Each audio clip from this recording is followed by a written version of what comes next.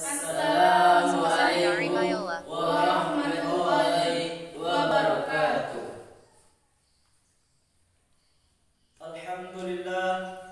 Alhamdulillahi rabbil alamin. Assalatu wassalamu ala asrafil anbiya'i wal mursalin wa ala alihi wa sahbihi rasulillahi ajma'in. Amma ba'du.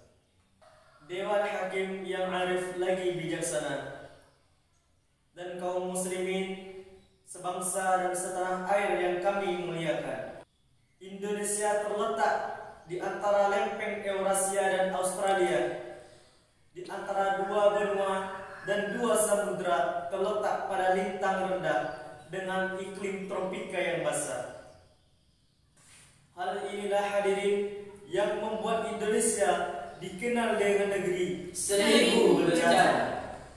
Bahkan sejak tahun 2005, UNESCO telah menempatkan Indonesia pada urutan ke-7 negeri paling rawan bencana di dunia. Indonesia sering digoncang gempa dan dilanda dengan bencana alam lainnya, mulai dari meletusnya Gunung Merapi, tanah longsor, banjir dan tsunami.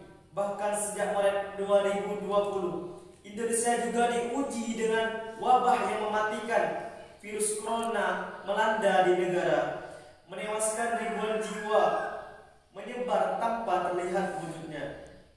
Di saat yang sama, ketika Indonesia darurat corona, bencana alam terus menimpa. Gempa bumi di Sukabumi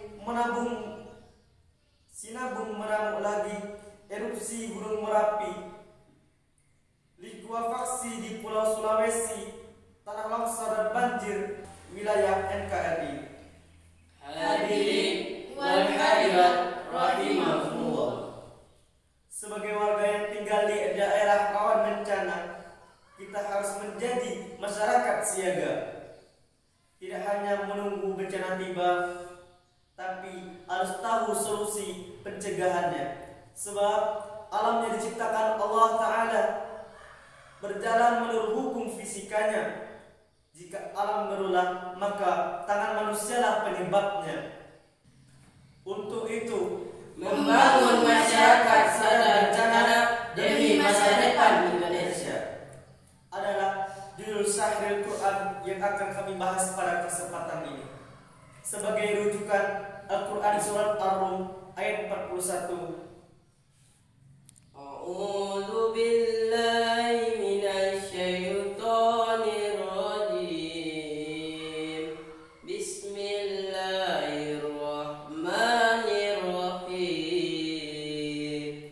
Zaharal fasadu fil barri wal bahri bima kasabat aydin nasi liyuziqahum ba'dallazi amilu la'allahum yarji'un. Terjemahan Surat Ar-Rum ayat 41. Aku berlindung kepada Allah dari godaan syaitan yang terkutuk dengan menyebut nama Allah yang Maha Pengasih lagi Maha Penyayang. Telah nampak kerusakan di laut dan di darat disebabkan oleh perbuatan tangan manusia, supaya Allah merasakan kepada mereka sebagian dari akibat perbuatan mereka, agar mereka kembali ke jalan yang benar.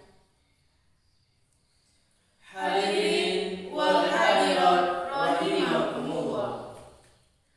Makna al-fasad menurut Al-Qatadah dalam As-Suddi, dan As-Suddi sebagai dinukil oleh Syekh Al-Qurtubi dalam tafsir Al-Jami' li Al-Ahkamil Quran juz 14 halaman 33. Al-fasad adalah kesyirikan dan ia merupakan kerusakan yang paling besar. Menurut Syekh Al-Baghawi dalam tafsir Ma'alimul Mutanzir juz 21 halaman 274, al-fasad adalah saling membunuh antara sesama manusia.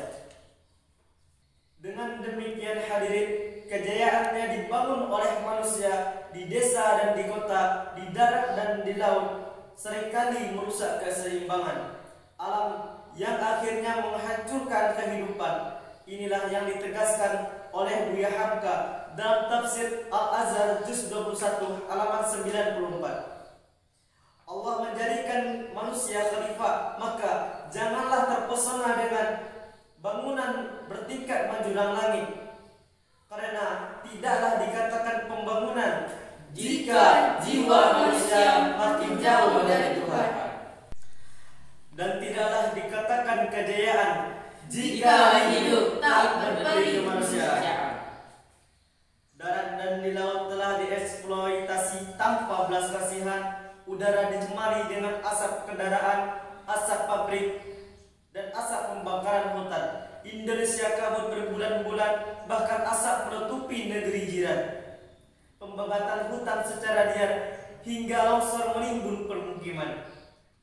Penimbunan sampah di hulu sungai hingga mendatangkan banjir bandang. Pembuangan limbah ke lautan membuat jutaan ikan mati keracunan.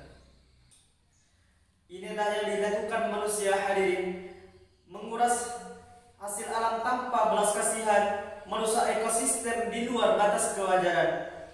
Kita yang membakar hutan ketika ISPA menyerang, kenapa kita salahkan Tuhan? Kita yang membakar hutan ketika longsor menerjang, kita bilang ini kebenaran Tuhan. Kita yang menimbun sampah di sungai ketika banjir bandang datang, kita bilang ini kehendak Tuhan.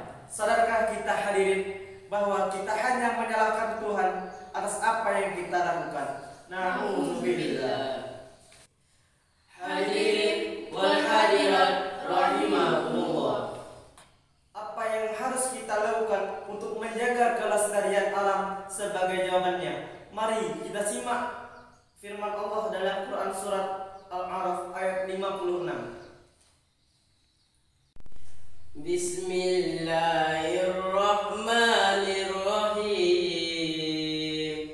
Wala tufsidu fil ardi ba'da islahiha wa'du khawfan wa tama'an.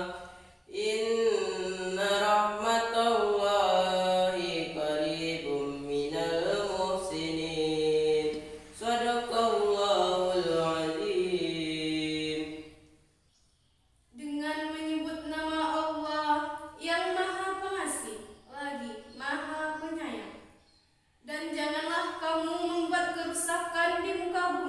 Setelah Allah memperbaikinya, dan berdoalah kamu kepadanya dengan rasa takut dan harap. Sesungguhnya rahmat Allah amat dekat dengan orang yang berbuat baik. Maha benar Allah yang maha agung. Hadirin wal hadirat rahimakumullah.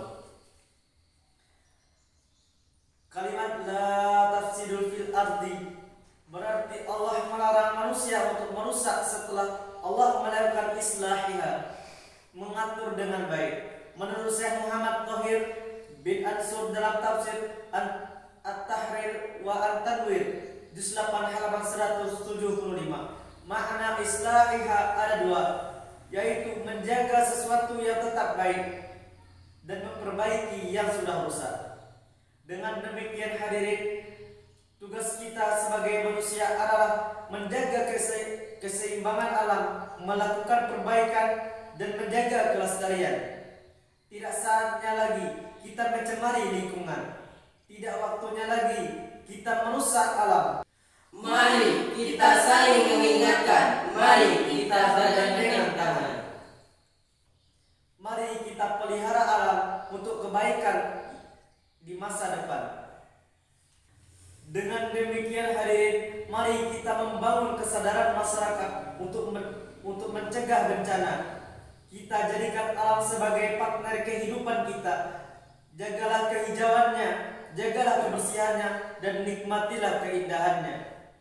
Sebagai kesimpulan, yang pertama, kondisi geografis, geologis, dan demografis Indonesia menyebabkan negeri ini dikenal sebagai laboratorium bencana. Namun penyebabnya bukan faktor alam semata, tapi juga ulah keserakahan manusia. Yang kedua, kita dituntut untuk selalu siaga menyelamatkan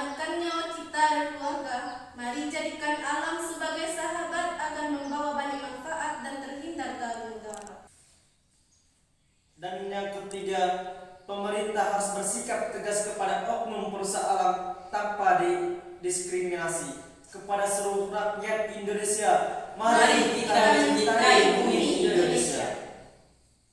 Demikian nasihat yang dapat kami sampaikan. Semoga bermanfaat. Sekian dari kami. Wassalamualaikum warahmatullahi